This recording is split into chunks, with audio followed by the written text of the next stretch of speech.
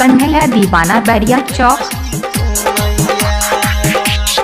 हंस के सहाबारी तो कया लही मिथला नगरिया के मैया तो कया लही मिथला नगरिया के मैया हंस के सहाबारी तो कया लही मिथला नगरिया के मैया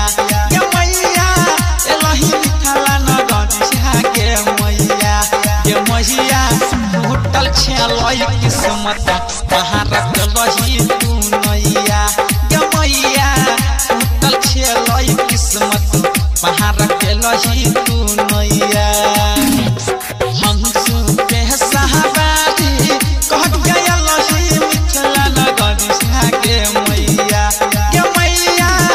लही मिथला नगरिया के मैया होटल छलई किस्मत महारत लही तू नैया मैया होटल छलई किस्मत महारत लही तू नैया।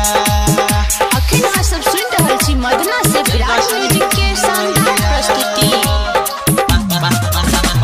डीजे सुमित सतीश वर्मा। कन्हैया दीवाना बैरिया चौक।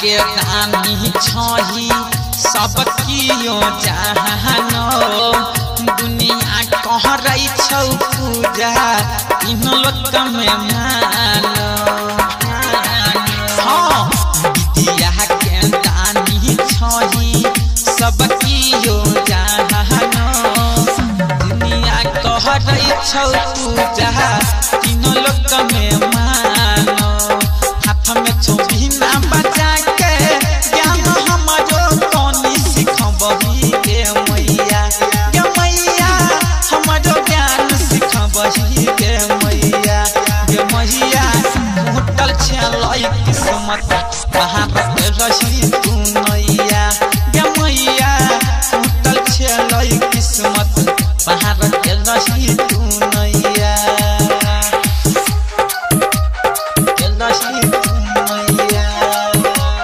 कन्हैया दीवाना बैरिया चौक। सुमित सतीश वर्मा।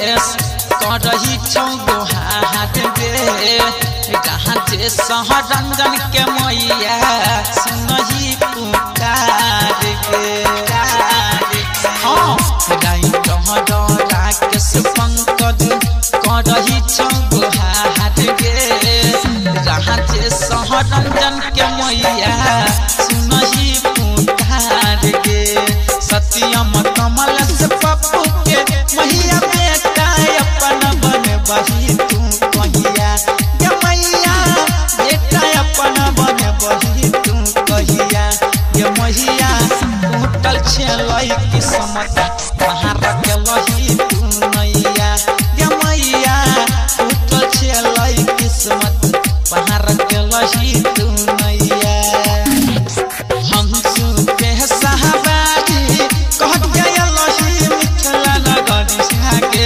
मैया लही मिथला नगरिया के मैया होटल छलई किस्मत महारत लही तू नैया मैया होटल छलई किस्मत महारत लही तू नैया। Presented by Virat Music.